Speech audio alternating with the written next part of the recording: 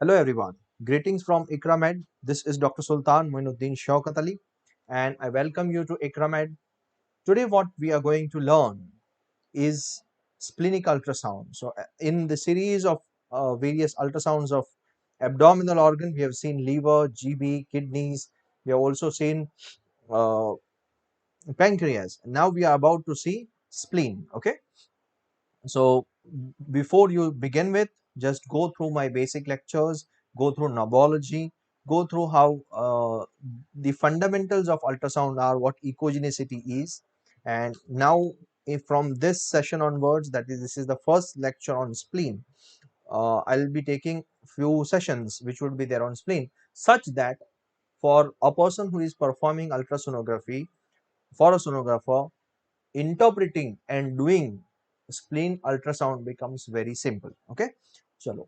Now spleen is one of the organ which is very important, especially for physicians and surgeons. When physicians request you they, for an ultrasound of abdomen, they always, they are always concerned if there is splenomegaly or not. So in this session we will also see what are the various cutoffs for splenomegaly. At the same time, spleen is one such organ which is commonest organ to get involved in abdominal trauma. So again, whenever there is abdominal trauma, spleen is one of the common organ to get involved. So we will also see subsequent sessions on what are the findings of splenic trauma, what are the grades of splenic trauma. So we'll dedicate a session for that. I'll speak in very simple language. So, and we'll go slowly so that everyone can understand. Now, wherever you find me that the pace is high or the pace is low, you can change the speed accordingly. You have this options. Okay, chalo. So, let us begin with the topic, which is abdominal ultrasound of the spleen. So, now, okay. So, of course, it's an ocean of knowledge when it comes to abdominal ultrasound, but I would speak only the relevant topics which are most important. So, the relevant theory points which are important from practical aspects, as well as those relevant aspects which are important from practical point of view. I will not go into faltu details which are not essential for you all. Okay. Yeah. So now let us begin with the fundamentals like I always start with, so that it becomes very easy for you all to grasp the subject. Okay. Now you all know that we have discussed about the abdominal quadrants. So this is abdomen and we are well aware about the 9 quadrants of abdomen. Just to start with, so this is how we divide the abdomen into 9 different quadrants. Always, whenever the patient has any pathology, you should always try to localize pathology in terms of quadrants, especially where the pain is.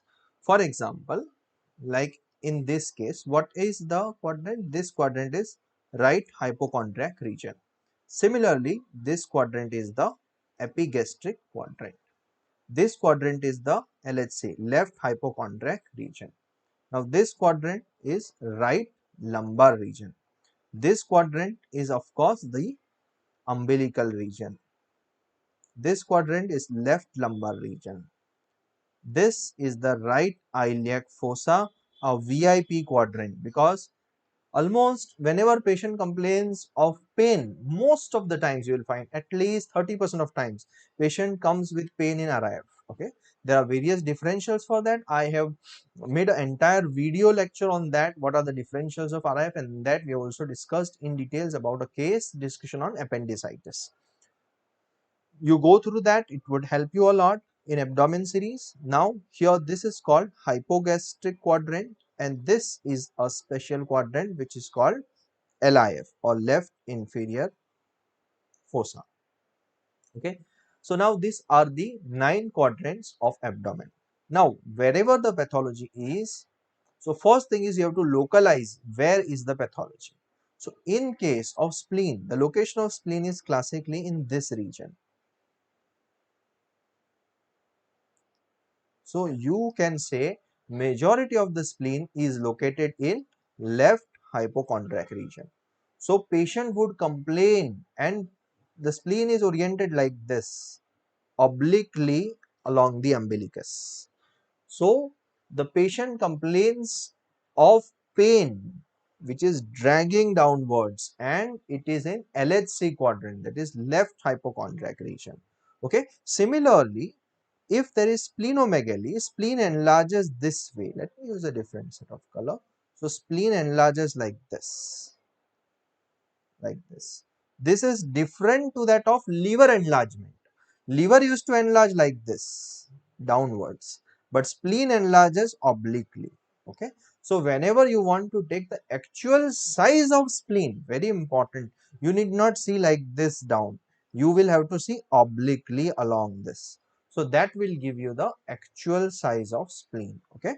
Now this is one. Second important thing when it comes to ultrasound fundamentals are that suppose this is a spleen here. Suppose this is a spleen here. So spleen has got two poles. This is the superior pole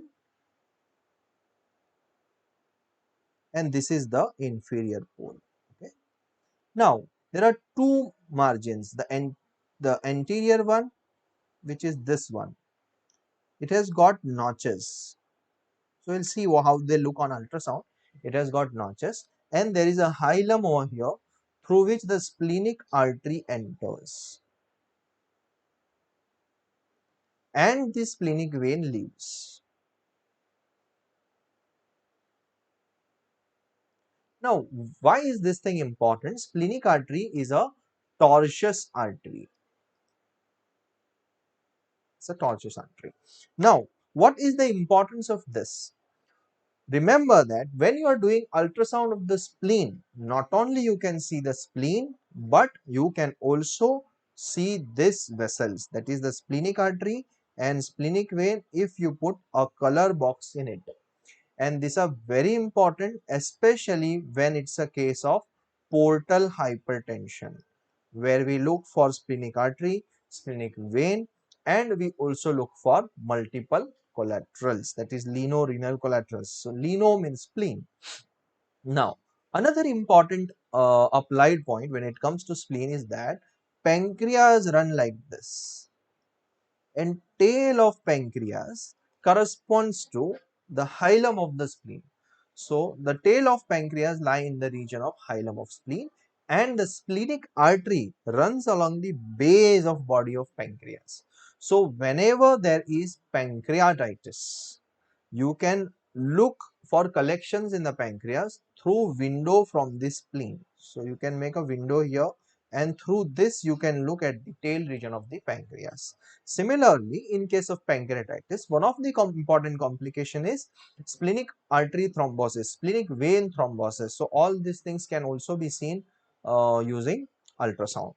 Now, a very important another point which I would like to discuss preliminary is that spleen is one such organ. Of course, first thing it's known to enlarge in size, which we call it as splenomegaly, and usually it's a hepatosplenomegaly where liver as well as spleen enlarges. And another important thing where spleen is commonly involved is trauma. So very important, whenever there is trauma, you should always try to look for perisplenic fluid, that is perisplenic fluid with moving echoes, that denotes hemoperitoneum. Now another important thing which is important from technical point of view is that if you look at spleen, it is like this and there would be ribs here. So there will be ribs basically surrounding the spleen. So if you have to look at a spleen, you need to make windows through the intercostal space or else you won't be able to look at the spleen nicely. Okay. So hope that the preliminary discussion about spleen, most important is the patient will complain of pain or any sensation or abnormalities in LHC quadrant, that is left hypochondriac region. Now Let us start from very basics of spleen. Let us discuss the basics. That is, spleen as an organ, it is very important for hematological system. So it has a role in immune response. Now I want you all to remember these two words, because this is where most of the problems would get solved. So if you have a patient which has who has hematological disorders like sickle cell disease, or patients with hemolytic anemia, hemolytic anemia, or patients with leukemias, or patient with lymphoma, all of this where you find that the hematological system is involved, the spleen is one such organ which would be deranged, which would be enlarged in size. In sickle cell, we have a special type of response which is called autosplenectomy, but it is seen in late stages where the splenic artery gets thrombosed. Now, uh, spleen also acts as a storage house of lots of RBCs, and it is graveyard of RBCs. So all the old RBCs, they get destroyed in the spleen. So spleen is the site where all the old RBCs get destroyed. Now it is also the site of extramedullary hematopoiesis. So whenever there is like the cases of thalassemia, where there is severe derangement in synthesis of hemoglobin. So in case of thalassemia, there will be lot of hematopoiesis by the spleen. As a result, in all of these pathologies, you would find that the spleen is severely enlarged. Okay. Yeah. So spleen is severely enlarged. So hope that this clears up the fundamentals. Next is, the spleen is a wedge shaped organ lying mainly in the upper quadrant, that is location wise. Location wise, spleen is located in the upper LHC region, that is left hypochondriac region, and sometimes it might come in the epigastric region, and posteriorly there rise left 9th, 10th, 11th rib. Okay, so if I want you to draw this, it is somewhat like this. Here lies the spleen.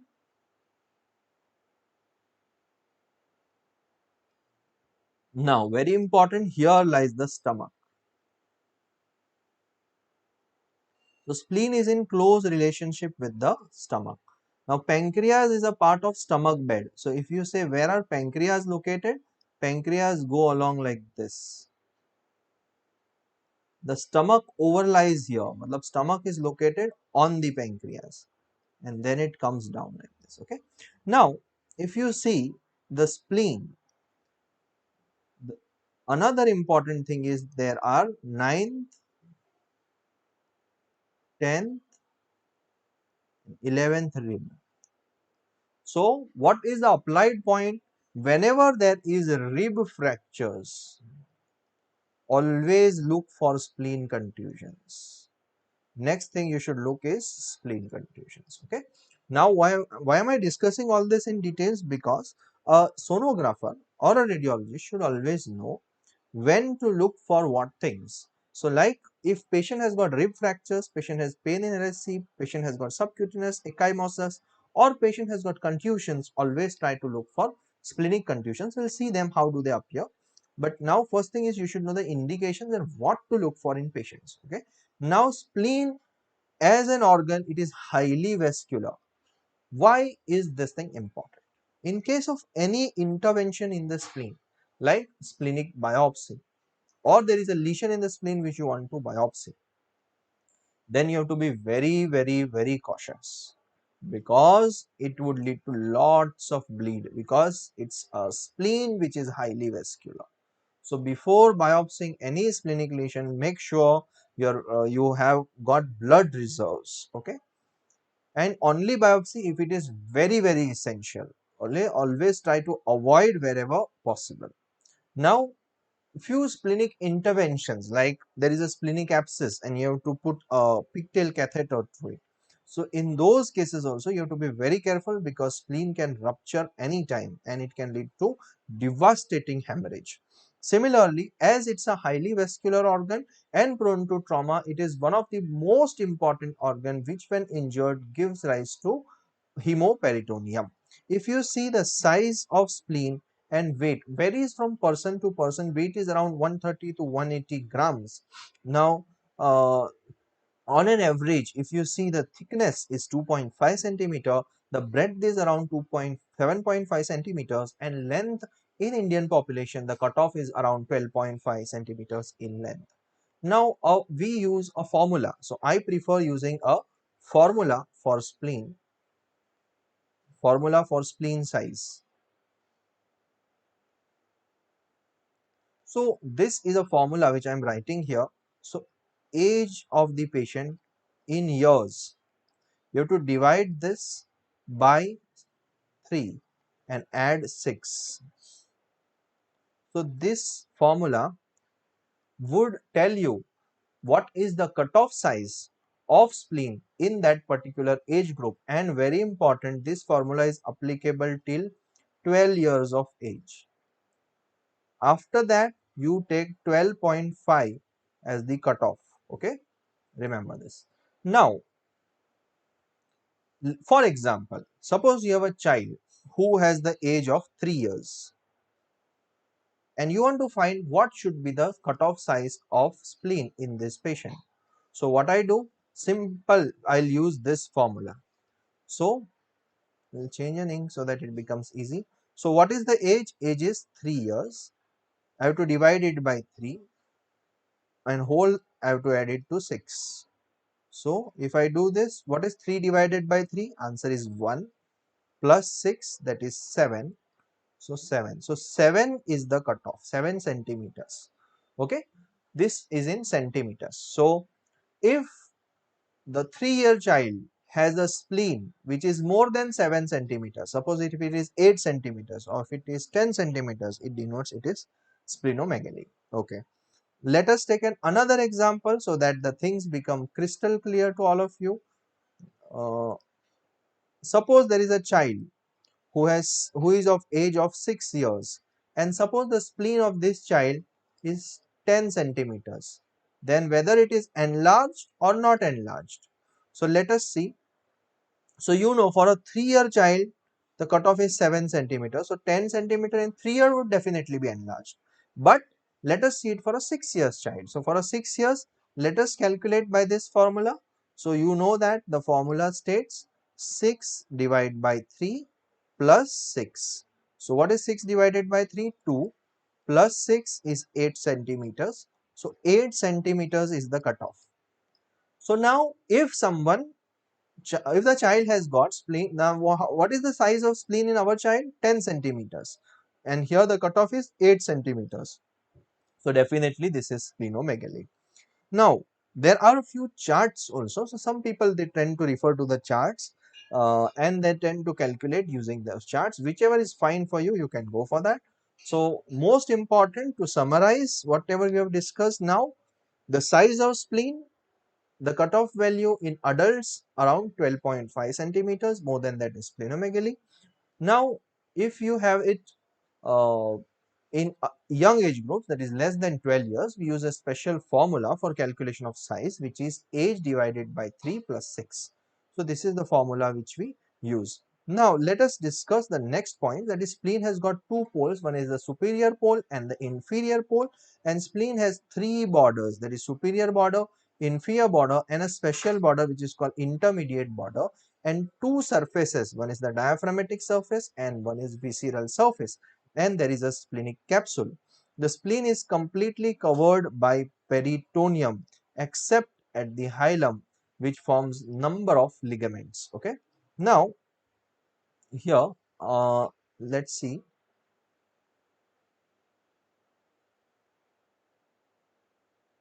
So let us see. I'll make this thing simple for you so that you can always remember it.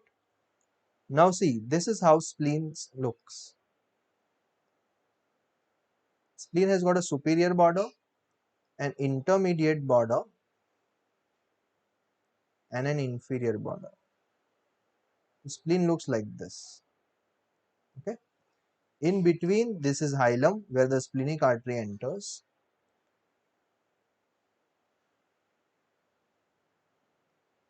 and the splenic vein leaves. Okay. Now, this is the notched border. Okay. Superior border is generally notched. Now, here there lies diaphragm, dome of diaphragm. Especially which dome? The left dome of diaphragm. So why is this thing important? In case if you are intervening into the spleen, always you have to take care of left dome of diaphragm.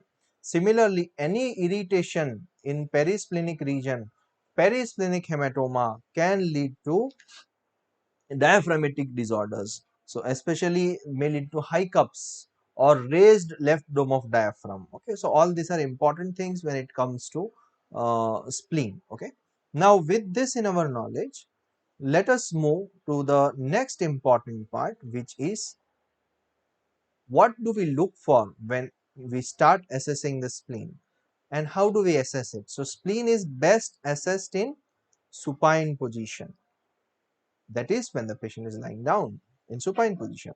But sometimes you might not be able to see spleen well in supine position. In that case, you have to ask the patient to move in right lateral position. And I always prefer looking spleen in right lateral position with arms placed behind the head. So ask the patient to raise his left arm and make the position in right lateral position.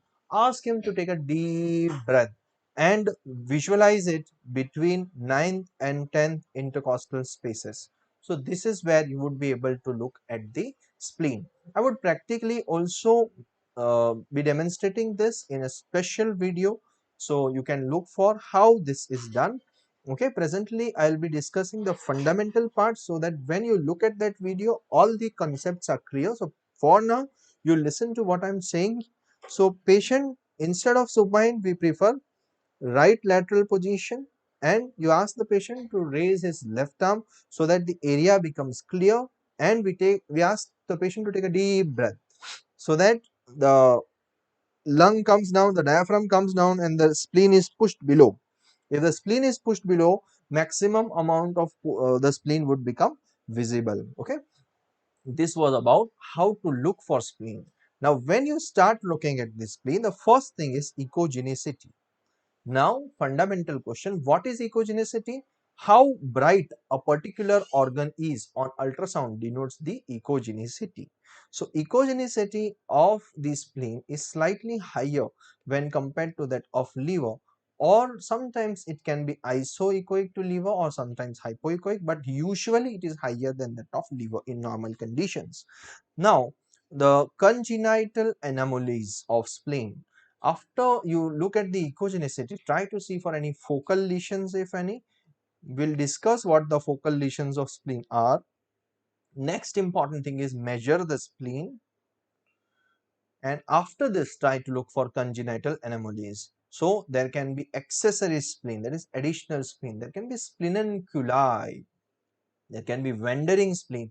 This is a special case where you might find that uh, after splenectomy, the patient has got extra spleen, which is when here and there. That is called spleniosis. Spleniosis. Okay. So whatever the portions of suppose there is splenic trauma, and after splenic trauma, suppose there are portions of spleen which has dislodged in the peritoneum. This can also later on give rise to small spleen-like structures, and this phenomenon is called spleniosis. Okay. Now, polysplenia is a condition where there are more than one spleen. Splenogonadal fusion and retrorenal spleen are various congenital anomalies which are associated with spleen. Okay, now let us move. Before starting with benign or infiltrative diseases, what I want you all is to look at. So these are all various abnormalities, but before I bombard you with any abnormalities, I want you to look at the normal spleen. Okay, so in this lecture, I dedicate this session to understanding when is splenic ultrasound done, especially in case of splenic trauma, to rule out splenomegaly, multiple diseases, and how a normal spleen appears on ultrasound. So here try to look at this. This is longitudinal view, and you are able to see this is the image which is acquired using convex probe. Okay, convex probe. Here this is the dome of diaphragm. This is dome of diaphragm. Okay, left dome of diaphragm. And so if it is there is pleural effusion, you will be able to see it here. And now if you see in continuation, this is the spleen. And are you able to see the anterior border has got notches? See. So this is the notched anterior border. Okay. And now if you look at, this is hilum and these are splenic vessels. This is hilum and these all are the splenic vessels. So sometimes you might see some vascular radicals inside the spleen, and if you see, this is how echogenicity, so it is slightly more echogenic than the liver. Now again, this is the transverse section of spleen, you are able to see, and these are all the splenic vessels seen in the region of hilum. Now you measure it in the longitudinal view, where you will have to take this distance from here to here, okay, and this distance will tell you the length of spleen. Most important, that is the craniocaudal diameter, because that is where we give the cutoff, which is 12.5 in terms of adults. Okay, now very important, the rest of the diameter, especially the thickness, the cutoff is 4 centimeters. If it is more than 4 centimeters, that is thicker. Okay, the spleen is thick. Okay, so thickness cutoff is 4 centimeter and the length cutoff is 12.5 centimeters. Okay, now this is how the spleen appears on an ultrasound image. Okay, and one more important pathology where we would, after saying this, would be ending this session, what we call it as spenunculi. Spenunculi. So spenunculi are supranumerary spleens, or we can call them as accessory spleens, or splenules is the another word which is used for spenunculi. These are small nodules of spleen, just like I'll show you an illustration so that the things become clear. Now if this is spleen, you can have a small spleen like tissue which is just adjacent to the spleen. So these are called splenules or accessory spleen or spenunculi. Now this is a congenital anomaly. How will you differentiate whether it's a lymph node or a spenunculi? Okay, how will you differentiate? So if it's a lymph node, it would be having a hilum. Okay, it will be having a hilum. Whereas in case of spenunculi, the echogenicity would be same as that of spleen. So echogenicity would be just like spleen and it won't show any hilum. So that is how we tell whether it's a spinunculus versus it's a case of a lymph node. Okay, now look here, try to look here. So this is how a normal spleen appears. This is spleen and we have tried to measure. So can you see the caliper? This is one here, this is one here, and we try to measure. This is the length of spleen. Now what I want you to look at is, look at the anterior border again. It has notches. Are you able to see? This is the hilum of spleen, with the splenic artery and splenic vein would be seen. Now this is a normal routine case, but sometimes you might have an anatomical variant where, look here, this is spleen and you are able to see an additional round to oval soft tissue density, soft tissue echogenicity structure in the region of hilum of spleen. If you compare the echogenicity of spleen and the echogenicity of this structure, it is the same. So here you see that the echogenicity of this lesion is same as that of spleen. That means you will label this as spinule or accessory splenic tissue or spinunculus and not lymph node. Had it been lymph node, you would see something like this oval and you would be able to see a hilum like structure. The vascularity would be going through like this. Okay, but here you see a solid tissue throughout. the entire echogenicity is same like that of the spleen. So this is a case of spinonculus. Okay, hope that this things become very clear to you after looking at these videos. Now, uh, to end, before I end, I'll show you one more case of spinonculus. So here, look here, this is a normal spleen. And in this case, you are able to see the spleen with notched anterior margin. And are you able to see this one and this two? So well defined, two soft tissue density, soft tissue echogenicity, oval lesions with echogenicity same as that of spleen. Look here. The echogenicity of these lesions is same as that of spleen. So they are isoechoic and they are near the hilum of the spleen. These are again cases of splenenculi. Okay. Hope that this picture become very clear. So to summarize, when do we do an ultrasound of spleen? In all those patients where you suspect splenomegaly, splenic abscesses, all hematological disorders, all cases of trauma where you are suspecting splenic trauma, especially solid organ trauma, rib fractures, especially left 9, 10, 11 rib fracture, you should look for spleen. Okay, and we saw one important congenital anomaly, that is spinonculi, that is routinely seen. So why is this important? So that you don't confuse it with lymph nodes or mass lesion. Another important last point which you need to remember is there is a size cutoff formula which is age upon 3 plus 6, by which you can remember that what is the cutoff value for a spleen in case of kids till 12 years of age. Hope you have enjoyed this session. I recommend you seeing the another sessions in this splenic abdominal ultrasound also.